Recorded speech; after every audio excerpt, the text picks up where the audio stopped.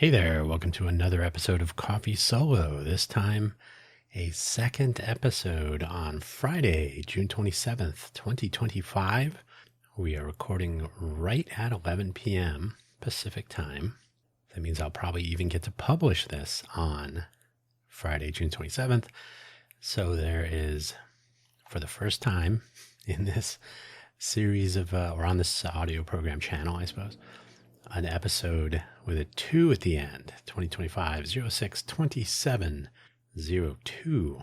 Second episode, same day. I did give it a title and I jotted down a couple of things. I've just, first of all, I just wanted to make some content. But I've been wanting to do this just as an illustration at the very least. Not designed for this. The title I've selected, I have an outline. I did not write a summary, so I'll have to do that before I publish it. I usually have a summary that goes with the episode so people have some idea what they're getting themselves into, but not designed for this. I'm looking at the world and we, the humans in it, and we were not designed for this. You can decide who the we is. You may not be among the we. Maybe you're totally slotted in on whatever's going on, or maybe you're peacefully and blissfully ignorant. And you don't have to worry about whether you're designed for this or not. I make the mistake of watching the news all the time. I should stop that. The links, so the show notes will contain the summary when I write it. I'm not going to read it right now. I don't have it. And the links are the usual. So a link to buymeacoffee.com/Dan Hugo is my profile. It's sort of like a link tree. So it has links to all of my audio programs and projects and some biographical information and my favorite coffee beans as affiliate links to Amazon, and an affiliate link to Nasal Fresh.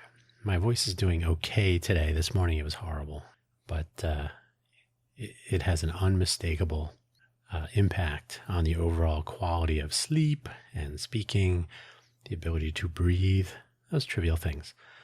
So I really do want to reaffirm I have no relationship with the Nasal Fresh makers, purveyors. It's just an Amazon affiliate link, but I think it's a good product. I really should use it. My schedule of using it has not been regular, so I really should. I think I mentioned this about 2 or 3 episodes ago. First thing in the morning, last thing at night, was working when I really had a pretty solid nasal infection, and that seems to have addressed that. But my general sinus circumstance in the greater Vegas area with the various dust and other particles floating around in the air it used to be the allergy season, but now we're hitting the end of June. So this is unusual that the weather and the aerosols and particles and particulates, whatever, are having this impact on me, but so it is. So I'll add my ringing endorsement. And don't forget the Buy Me an Update audio program available on buymeacoffee.com/danhugo/posts. I publish that every Monday. It's a quick rundown of the previous week's audio programs, not including this one, and news and announcements upcoming. So yeah, this is a second show in a single day. So at least I have a line in the sand and I can say, look, this is why the numbering is like it is. I pointed out at some point, this is the serializing scheme. If you want to serialize DNS records, you use this format so that if you want to change within a day the record, domain record content, you can bump that last 2 digits actually. So 01, 02, 03, 04. So if you're just having a bad day and you get up to 9, 8, you got one more try, and then may as well wait till tomorrow. So that's sort of where that came from. I have used this date format many times. Okay, so I've spoken about this before in my other programs. Basically, the world has become far too complicated and often complex for normal people to really deal with. I don't know if anybody can really argue with that. Complex versus complicated. I've talked about this a few times in various of my programs.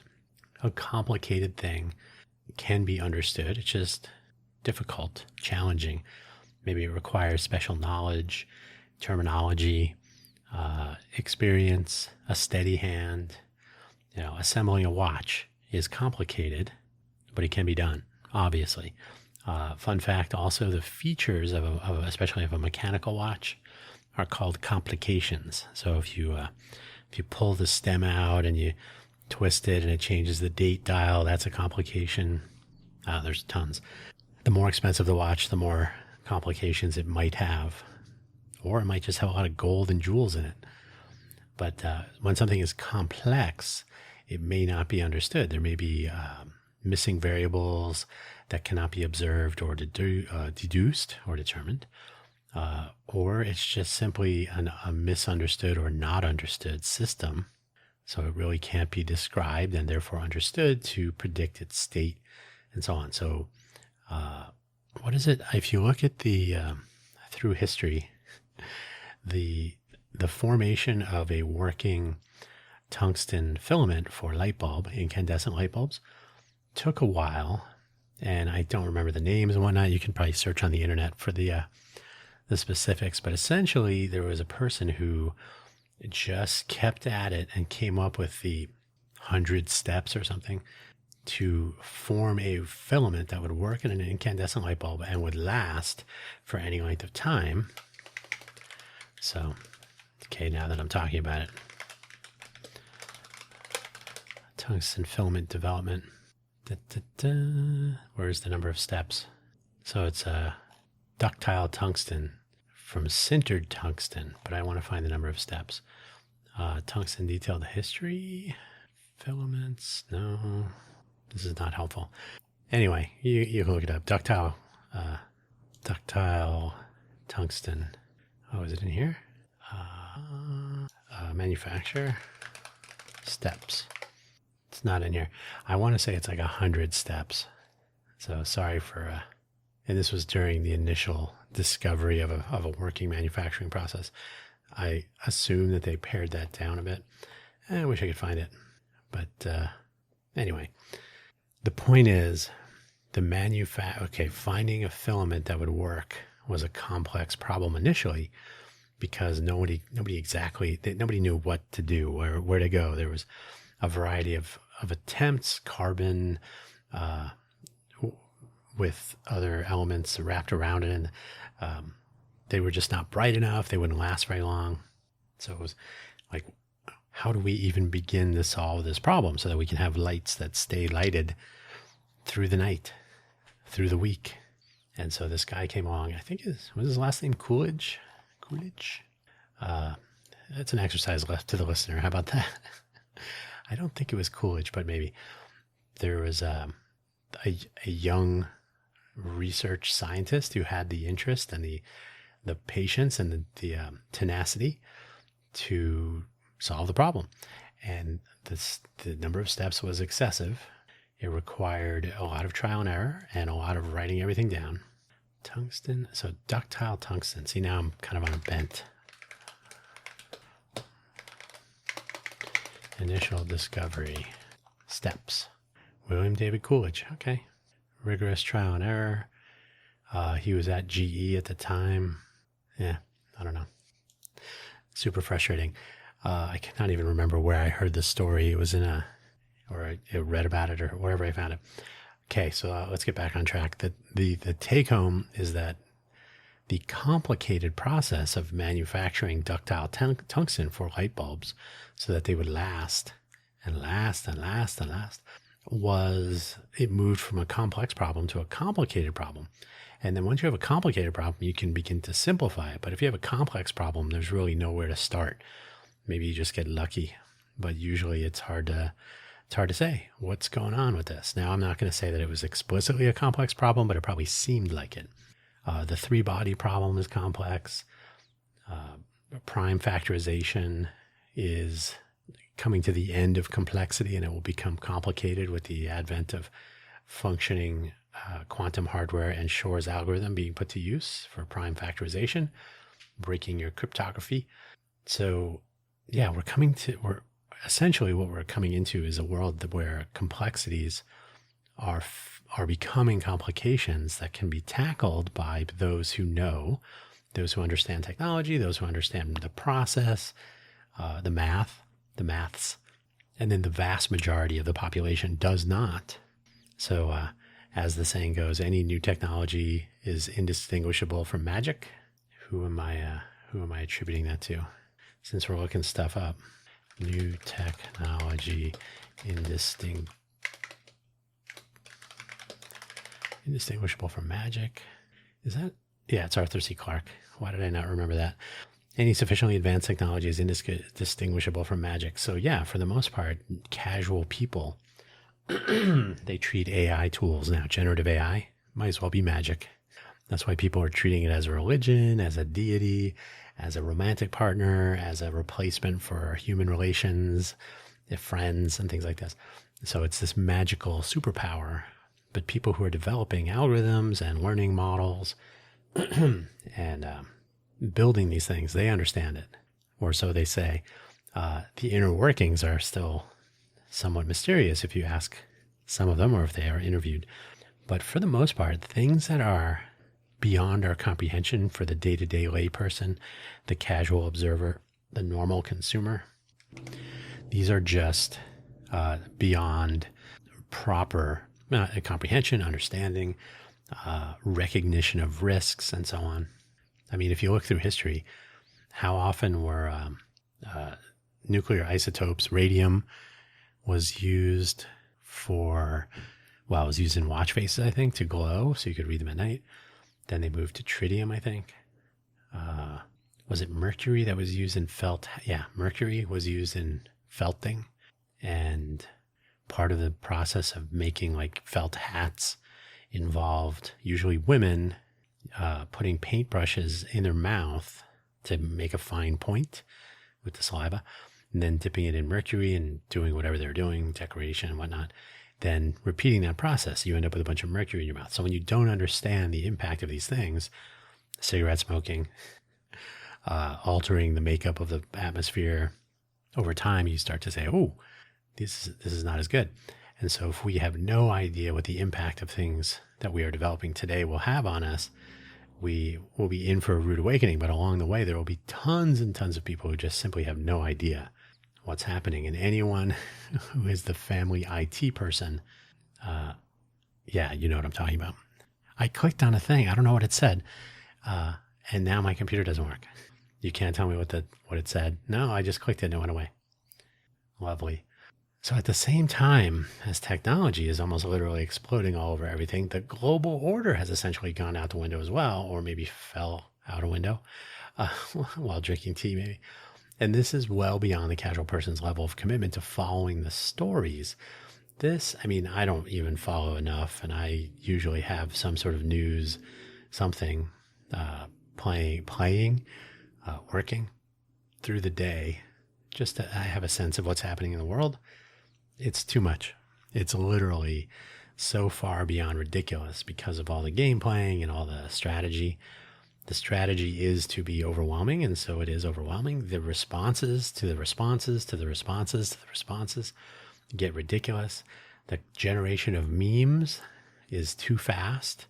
And of course, the misconceptions, the rush for content creators to get out there. You end up with simplification. So it's not always correct.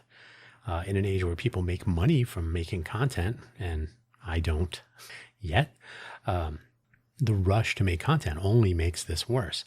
I got to get on air. I got to make a video about this. I got to create a podcast about this. Usually it's creating a video. Right? As I mentioned in an earlier episode of this very program, the rush to get content out almost always sacrifices facts, correct interpretation, sensible analysis. And if we, as a population, understand less because everything's so complex or overly complicated, how does one question this fire hose of commentary? You can't. And this is ridiculous, right? Whenever I have conversations with people now, it's not even worth bringing up because their notion, what the information, the misinformation, the disinformation, the incorrect interpretation, the slanted analysis, the ideological driven argumentation, the memes, it's going to be so different from my own that it becomes a question of, well, how much time do we want to spend trying to reach some agreement on at least what the problem is? And it becomes like there are better things to do in the world. So I just find it interesting. I don't know if this is a strategy, but it's certainly an outcome. It's just not worth it. The days of having commonality, the water cooler discussion the next morning, your trusted talking heads on television network news, it's so vastly different. It's difficult to even comprehend. It's almost tiring. I was just watching The Dispatch is a YouTube channel. They have some interesting, they're a right-leaning channel, but they're still okay. No, it's they don't start with their ideology leading, right? So they are conservatives, they're Reagan Republicans, they've been in the political system, they've worked for judges, and so on. So when they have conversations, they are much more rational than ideological, but their ideology is available. But they're just having an interesting discussion on the Supreme Court decisions. The term has come to an end. So it will be, is it September when they're back in session? So they take a little break from all of their ridiculous rulings that they've been doling out. So there's a huge stir about birthright citizenship and whether the Supreme Court just threw it out the window, or because they've actually just ruled on a process. They've not ruled on the legality or the constitutionality of the executive order that basically undoes birthright citizenship, the 14th Amendment. But everybody is jumping to, that's it. He's undone. They've undone the Constitution. They've undone freedoms. The rest is it's a downward free fall. So it's quick to analyze, quick to get some commentary out to an audience. But I think the cooler heads are stepping back and saying, this is not done yet. So I think it'll be interesting. And it doesn't help that the president, of course, jumps in on the, hey, that's it. Finally, we're not going to be taken advantage of, and this and that. And at the same time, he's shutting down Canadian trade talks, and he's going to announce what tariffs Canada will be paying, because either he doesn't understand or just continues to want to get that point across, however false, that tariffs are paid by the exporter, not by the consumer, or at least the importer. So, and then what do you do about that? These are facts that get misinterpreted or twisted around and used as propaganda, or worse. It can really consume every free moment in your day if you allow it. And I'm beyond that. I don't want to think about this stuff so much. So I tend not to. That's why I don't really argue about it. I consume, I hear the stories, I read articles. So I kind of have some idea what the weather is, but I really don't want to talk about the weather with other people. Hey, how's the weather? Don't care. Don't know, don't care. Even though I do, but there's a certain amount of detachment when it comes to federal and even state matters where it's like, I really have no say in this. I can't do anything about it. So I'm just sort of spectating and hoping that we don't get smashed by something. Let's see. So yeah, we're coming up on this 21 minutes. Not too bad. I really planned none of this. I had an outline, but not really much. If you are curious, I did walk today. I probably walked the most without using the cane, the most and the fastest, if that makes sense. When I walk during the week, when I walked farther, usually I have to use the cane towards the end or like the second half of whatever the distance is, because my leg gets tired and I'm like, I don't want to fall over. That would be the wrong direction. So, but today, yeah, I basically did not use the cane except for negotiating 4 steps. And even then it was just in case. So I'm able to take more normal steps. So a gait that approximates normal walking without limping or listing. We're not there yet. It's not 100%, but we're getting there. So for just being Friday, so the Tuesday was a month. So 33 days, I guess. Not bad. Could have been much worse. So if you're curious or if you're keeping score, onward and upward continues. Finally, my board member search for Innovate for Vegas Foundation. I think I talked about it this morning on today's episode 01. Has been remarkably frustrating. Basically, it's going to come down to I need to file our annual list on Monday. I'll have to file it with just me on there. and then I will endeavor to add board members in July. So as I said in a previous episode, the 2 other board members, because we always had a small board, we really should have 5, not just 3. We really should have 7, but 5 would be a lot better than 3. An odd number helps with voting. They were on their way out, so we're better off, and I'm not upset, disappointed, but not upset about the current state of affairs.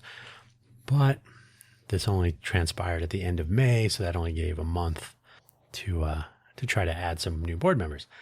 While I was already kind of looking around to try to get us up to 5, now I need to get us up to 3, and that's annoying. Fun fact, if you are a nonprofit charity like we are, the IRS really prefers that you have 3 unrelated board members, so no family board members.